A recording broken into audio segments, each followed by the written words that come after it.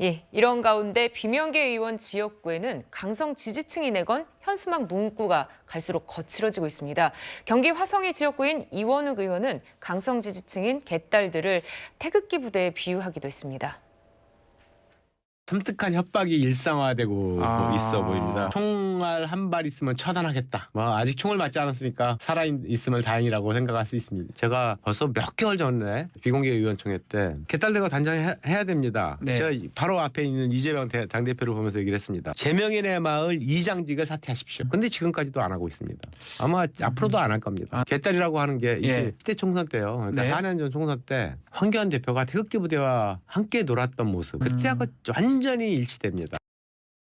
네, 앞서 보면요, 이 의원이요, 의총에서 이 대표를 향해서 직접 제명인의 마을 이장직을 내려놔라 요구를 했는데 조 변호사님, 근데 왜 계속 잡고 있는 걸까요?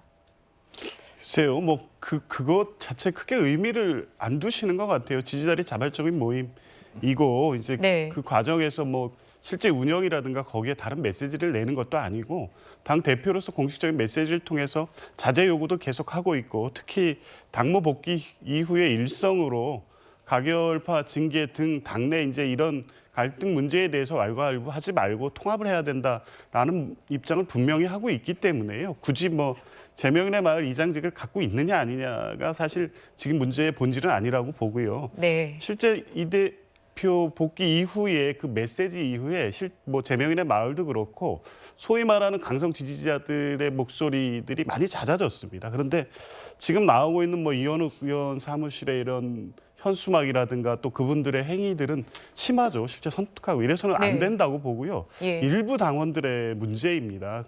특히 이런 정도의 이른 당원에 대해서는 징계를 최근에 한 사례도 있습니다. 아마 당에서 공식적으로 정도를 넘고 불법에 이른 정도의 행위에 대해서는 적극적으로 조치를 할 것으로 보고요. 일부의 일탈을 가지고 여전히 이 비명과 친명, 개딸들이 이용한 정치를 한다 이렇게까지 해석되지도 않고 이재명 대표가 그런 방식으로 지지층을 활용한 정치를 하지도 않기 때문에 이 갈등이 더 확산되거나 이분들의 행위가 더 어떤 그 친명이 아닌 의원들의 활동을 위축시키는 정도로 계속 나가지는 않을 것으로 봅니다. 네. 하지만 비명계에서는 이 대표의 통합 얘기에 헛웃음이 난다 이런 얘기까지도 나오고 있는 상황입니다. 그리고 윤영찬 의원은 자신의 지역구에 있는 친명 성향의 당원을 중앙당에 제소를 하기도 했는데요. 정혁진 변호사님, 그러니까 윤 의원을 모욕했다 이렇게 된 건가요?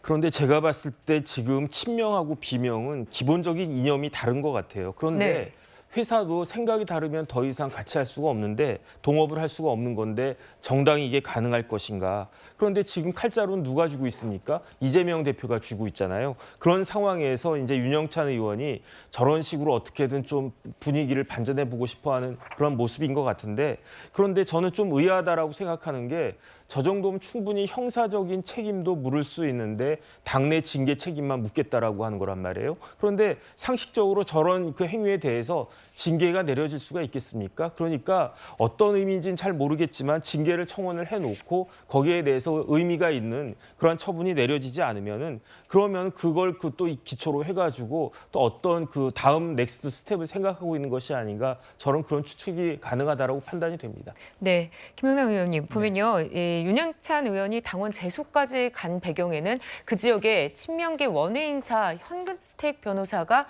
또 출마를 할 것이다 얘기가 나오면서였다는 분석도 있는데요. 실제 비명계 의원 지역구에 원외 친명계 인사가 언급되는 지역들이 꽤 있죠. 엄청 많죠. 네. 사실은 엄청 많은데 예. 비명계 의원들이 지금 떨고 있는 것은 몇 가지 함정이 있습니다. 네. 다음 달에 현역 의원들에 대한 이제 평가를 하거든요. 당내 평가. 네. 그래서 그 평가에서 하위 20% 안에 드는 현역 의원들은 감점을 받게 돼 있어요. 경선을 할 때라도. 근데 그 평가 항목에 보면 물론 국회 출석률이라든지 아니면 법안 발의수 이런 객관화할 수 있는 수치도 있습니다만 현역 국회의원 상호 평가도 있어요. 네. 근데 수적으로 비명보다는 친명 의원들이 훨씬 많단 말이죠.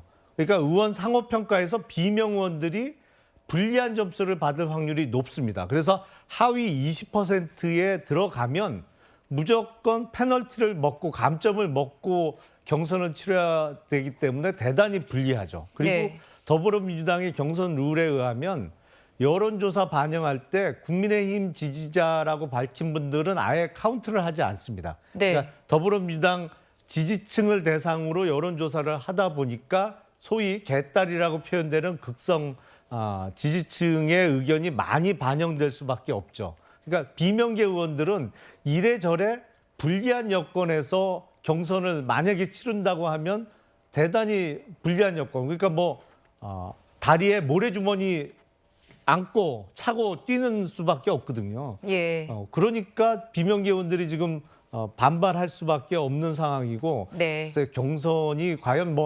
더불어민주당은 매번 우리는 시스템 공천이라고 강조를 합니다만 이게 모든 게 사람이 하는 일이기 때문에 재량이 있고 그 안에 여러 가지 뭐랄까요, 좀 좌우할 수 있는 요소가 충분히 있거든요. 네, 알겠습니다.